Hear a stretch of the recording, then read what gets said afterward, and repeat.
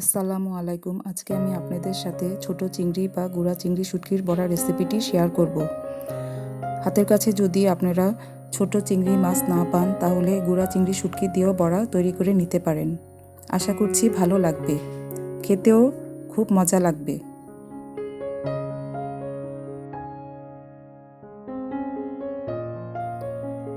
এখানে আমি 150 গ্রাম চিংড়ি শুটকি নিয়ে নিয়েছি এবং ভালোভাবে পরিষ্কার করে নিয়ে নিয়েছি। হাফ কাপ মুসুরের ডাল নিয়ে নিব। মুসুরের ডালকে ভালোভাবে ধুয়ে আধা ঘন্টার জন্য ভিজিয়ে রাখবো। এখন চিংড়ি শুটকিগুলোকে ভালোভাবে ভেজে নেব মিডিয়াম আঁচে। ততক্ষণ পর্যন্ত ভেজে নেব যতক্ষণ না এর কালার পরিবর্তন না হয়। এই যে কালার পরিবর্তন হয়ে গেছে, আমি এখন মাছগুলোকে পানির মধ্যে ভিজিয়ে রাখবো আধা ঘন্টার জন্য। এতে মাছগুলো কিছুটা নরম হবে।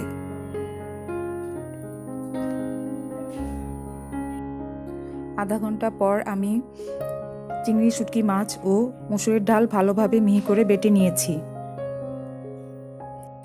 এখন একটি বাটিতে চিংড়ি শুটকি বাটা, মুসুরের ডাল বাটা,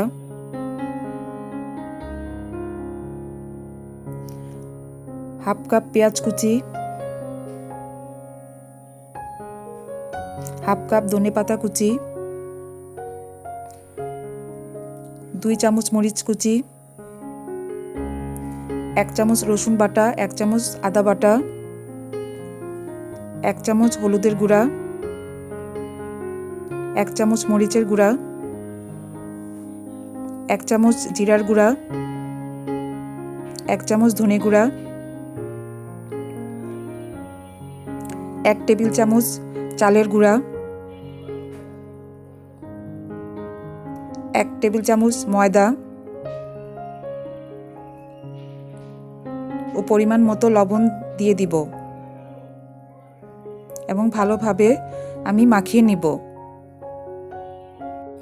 আমি এখানে বেশি মশলা ব্যবহার করিনি। বেশি মশলা ব্যবহার করলে চিংড়ি মাছের যে গন্ধটা সেটাই থাকবে না, আর বড়ার স্বাদটাও তেমন পাওয়া যাবে না। চিংড়ি শুটকি ও ডাল বাটার সাথে আমি মশলাগুলো ভালোভাবে মাখিয়ে নিব। মাখানো যত ভালো হবে বড়ার টেস্ট তত ভালো হবে। আমি ভালোভাবে মাখিয়ে নিচ্ছি। এখন প্যানে 1 কাপ পরিমাণ সরিষার তেল দিয়ে দিব। আপনারা চেষ্টা করবেন সরিষার তেল দিয়ে দেওয়ার জন্য। এখানে আমি বড়াগুলো ঠিক এরকম সাইজ করে নিয়েছি, বেশি মোটাও না পাতলাও না। এখন প্যানে আমি এক এক করে বড়াগুলো দিয়ে দিব এবং আঁচ থাকবে মিডিয়াম।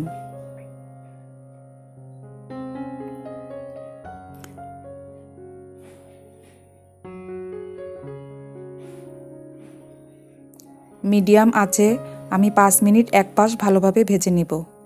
এক পাশ ভালোভাবে ভাজার পর আমি এখন বড়াগুলোকে উল্টিয়ে দিব।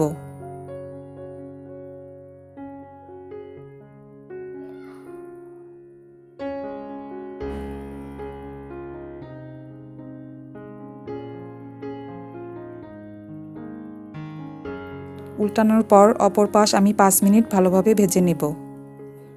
বড়াগুলো ভাজা হয়ে গেছে। এভাবে আমি 3 বারে বড়াগুলো ভেজে নিয়েছি। আমি এখন বড়াগুলো বাটিতে বেড়ে নিব। আমার 150 গ্রাম চিংড়ি শুটকি দিয়ে আমার 15টি বড়া হয়েছে। আপনারা এভাবে চিংড়ি শুটকি দিয়ে বড়া বানিয়ে দেখবেন, আশা করছি ভালো লাগবে।